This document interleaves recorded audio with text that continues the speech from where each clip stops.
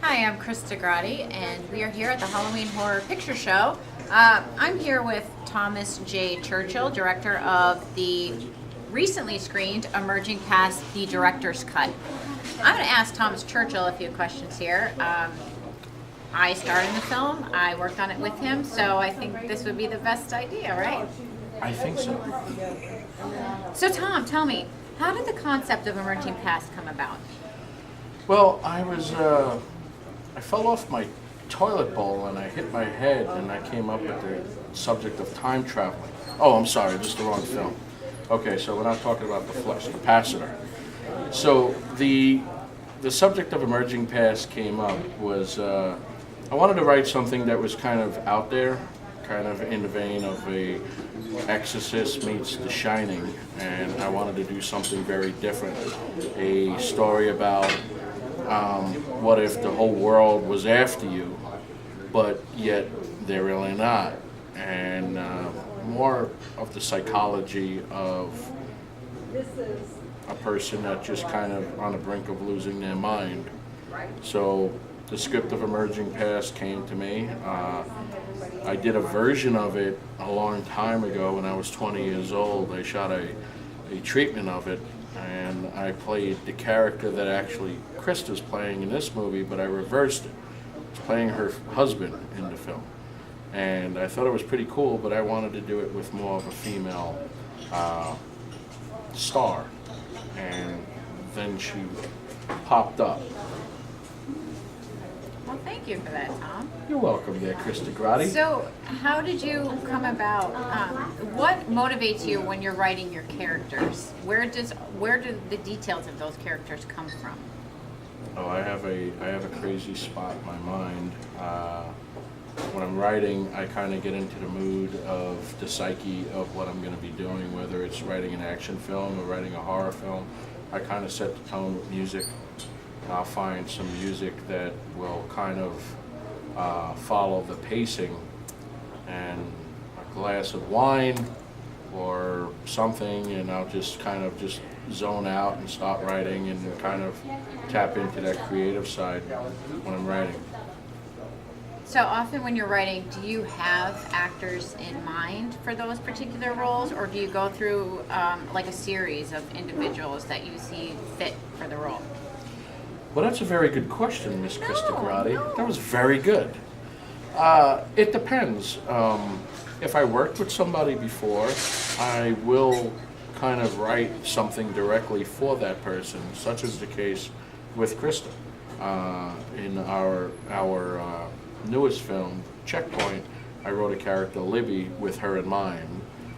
With the film Lazarus Apocalypse, I wrote the character of Marion with her in mind. Certain characters, certain actors that I worked with and kind of did some sort of, touched me in a way.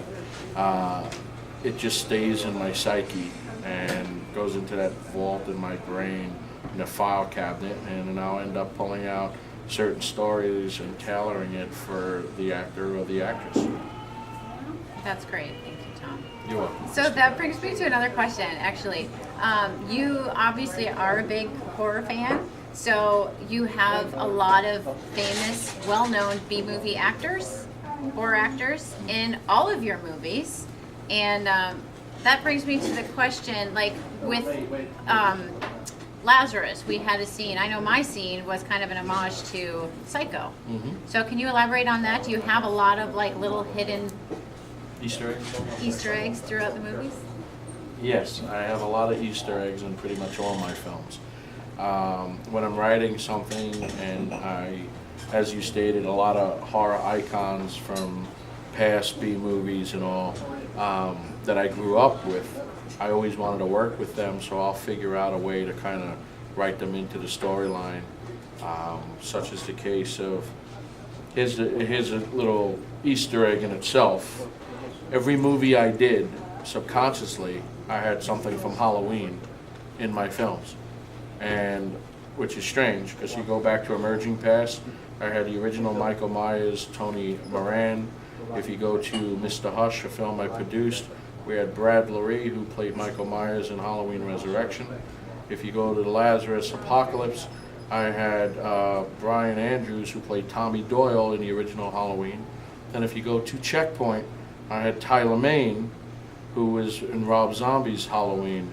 So it's kind of weird. It wasn't laid out that way, but it just happened to fall into place.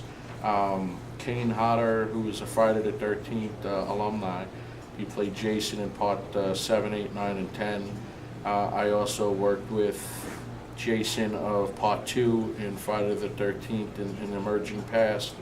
So yeah, it's just kind of weird that, and then Stephen Jeffries, who was in all 4 films, from Fright Night and 976 Evil.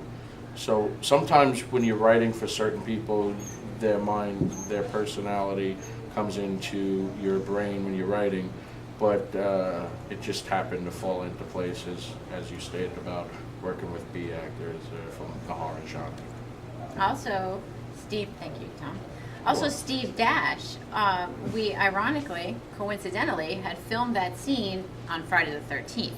And he was in, Friday the 13th, part 2, as Jason. Yes.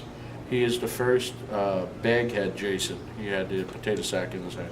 But we filmed our scene, you guys with Emerging Past, on Friday the 13th. And we actually gave him the name Detective Voorhees as a homage to his character. I have been to work with Steve twice. He worked with him on Mr. Hush as well, where we had a Jason and a Michael Myers in the film. We also had a Jason and a Michael Myers in Checkpoint as well. Yep. That's pretty cool. It really is pretty cool, and I didn't even realize all of this, and I've been in all these movies that you're talking about, so that's really cool. When you put it all together. It's weird. As I'm talking about it, I'm like, oh wow, that's pretty cool. But it almost says that it's totally meant to be. Oh if yeah. you look at it. I mean, would you be doing anything else, no matter what? Well, I tried to be the champion of Tiddlywinks, but it just never worked out for me. So. I don't know what that is, but I'm glad it didn't work out. Okay. She is such a great host. I love it. No, I've always wanted to be an actor, and I ended up a long time ago not knowing I was going to be a writer-director. I wanted to convince my father to buy me a video camera when I was like 16 years old just to showcase my talent as an actor. But then I fell in love with the whole process of filmmaking that I became what I am today. But no, I didn't know I was going to end up doing this. To work with people, as we stated their names, and even yourself, who is an incredible actress. And I was very fortunate to work with her on numerous projects, and I think anybody out there that's listening to this, if you reach out to her and you come correctly, she would be an asset to your films. Come correctly. Come correctly. Right. Yeah. She doesn't do these little movies anymore. She's all about the big role. Well, no, I think it's more so just not about the tits and ass. I think we're past that. I don't know if we're allowed to say that. Can we say tits and ass? Yeah. Yeah, so I think that, like, for instance, when I go to do the radio interview with Ron and Ian show, and it was very gracious of them to have me on the show, but automatically they assume that I'm an adult film star, and it's all about the badge. I heard that. It gets a little old sometimes, and you know what? There is obviously a little bit more substance, because I can't fucking speak. So, and I can't act. I've won awards. So, to me, she won Best Actress for her role as Pamela Garrett in Emerging Past. Yes, and I won through the short film that Rick Danford and I did called Alarm that I co-wrote with Bo Hitchcock, and I won Best Actress for that through the Florida Motion Picture and Television Association. It's not. It's not just about the badge, and that's where it gets a little bit old because it's. Yeah, in the beginning, I guess that's what you have to do to get your foot in the door. But then once you... No, it is, because that's what you get cast for. No, let me No, and don't tell me that's not true. No, I'm not going to argue right now. Listen, I'm telling you, as a girl, as a female, that is the absolute truth. Not about the veg. Not you. I'm saying films in general. That's how you get your foot in the door. Like when I started in this, it was often, well, hey, can you play the role of and Filthy was an awesome movie. I love doing that movie. But can you play the role of Pussy? Can you play the role of Champagne? Can you play the role? Look at the characters I played. Whatever. There has to be that complete sexual element to it. However, I chose these ones because these guys gave me a character with substance. You know what I mean? But other than that, a lot of people were just saying, "Hey, will you do this? Will you do that? Will you just, flash your tits and open the vag and, whatever and call it a day?" She never opened the vag. No, I'm let me saying explain that's something how about it this goes. woman right here. She's talking actually a great thing for all you actresses out there. It's not about the tits and the ass and the vag, as she stated. It's about the substance of the story. If you're going to write something for a particular person, and it's not about that, let me fast forward. With Krista, when I shot Emerging Past, I put her through the gauntlet, pretty much. She was sick. She wasn't feeling good, and she completely gave me 110%. And she played a character that was stripped down with no glam, although there's a scene in the movie that she does have glam on. But I wanted the basic Krista Grotte. I didn't want the glam, the TNA, the vag. I wanted the person to make a great. She brought it up. So when I was writing Checkpoint, fast forward a little bit, I told her, "Hey, I'm going to write this film. It's called Checkpoint. It's an action film. It's a pro-American war film. I want to write something for you. I'm thinking of doing something really cool." And what she stated to me was, I want to play a role that represents Juliette Lewis's and Natural Born Killers. I want to do something that's just freaking off the wall, psychotic, crazy, and I want it to be all about killing, and that's it. Nothing else. and what did you get? And I got that with Checkpoint. Thank you. Krista's an amazing actress. She comes to the role and gives you 110%. She'll add little tricks to her characters, whatever she plays. Something that's actually her. As Krista Grotte, she'll add something to that particular character. And, I'm very proud of the work that her and I put together. And I know that there's future projects that we've discussed and we're going to work on. And I think the projects that we're going to do next is just going to step it up further and further and further. And it's not about the TNA or the Badge. It's not about the badge. It's about the work. But I'd like to ask you something. Sure. Preparing for Checkpoint, which is our newest film, which comes out next year, it's not a horror film. What got you into that role, that mindset? I think that this is going to sound funny, strange, but to get into the mindset of that role, it's my dream role. So it didn't take much for me. As you know, I went from going behind the camera of being script supervisor to jumping into Libby.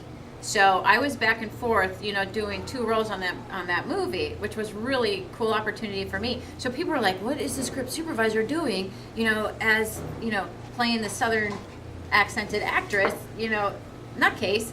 And I said, "You guys trust me on this. I got this. All right." So as soon as that costume, that wardrobe, whatever, as soon as I'm in the moment and when we're on that set and everything's a go, I'm in that role. It doesn't take much for me. I feel it. I know what I'm about to say and I know what I'm about to do. And once you tell me, action, boom, that's it.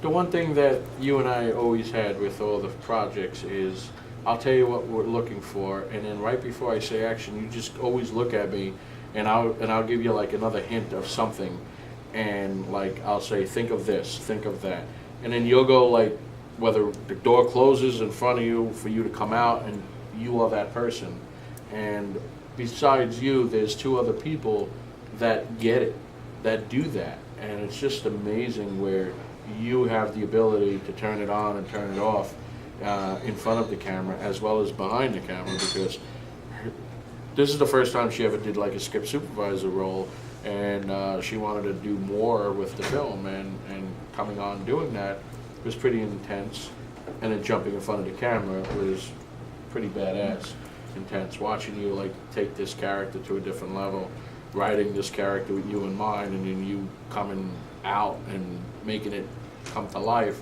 was, I just have to say thank you. And I said that to Goldberg over the weekend. Bill Goldberg's in Checkpoint, Kenny Johnson, William Forsythe, Mel Novak, Mike Marino, Krista Grotte, Kane Hodder, Tyler Main, Fred Williamson, Mindy Robinson. It's a who's who of either horror or action or television in this film, and I was very fortunate and lucky to do this film, to write it, direct it, and have the opportunity to even produce the project, which would be out next year. But with Emerging Past, the director's cut, we did this film a few years ago, and it came out pretty good. You know, a lot of people liked it.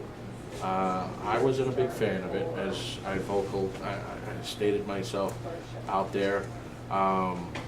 It won 6 awards back then for that project, but it was always something missing.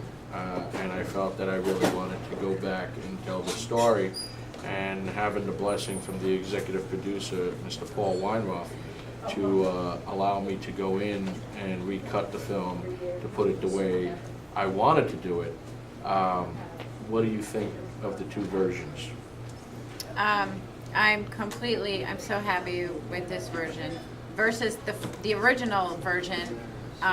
Was a bit more confusing, because this is a story with many layers, you know, and so you really have to pay attention in order to understand it. But then there's also that element of, you know, people can take what they want from it. Right. It's kind of like freaking religion in its own. Right. You know what I mean? It's up to you to L. determine. Ron Hubbard. Yeah. Yeah. Hello. But you know, it's your own interpretation of you know, whatever you took from that movie, Right. because there's so much going on. But I think that it's a lot more dramatic. Like you can feel it. Like it's more intense now than the initial version. The original version was good too, of course. But I like this one so much better, because it's a lot smoother going through. True. So anyway, thank you, Tom, for having me and everything that you do. And one last question is, what does the future hold for Thomas Churchill? We just don't know. We'll have to keep looking. We have to keep watching. No, I fell in love with the action thriller genre as much as I love the horror genre. I did too. So I don't know if the next project will be an action thriller or another horror film, but I do know that I will be a couple weeks away before I start writing Checkpoint 2, and we're going to get that film going, with anticipating the release of the first movie, which should be out Memorial Day 2016 is what I'm hearing. But I don't know, but I can tell you, and I say it right here first, you out there, just know that whatever I do next will have Miss Krista Grotte attached to it. Thank you. I appreciate that. We're We're looking forward to it. Yeah, we are. Yeah. One of the Sounds good. players. It's a plan. All right. Thank you. And now back to you to go studio. My band, he just put it in there. That's it.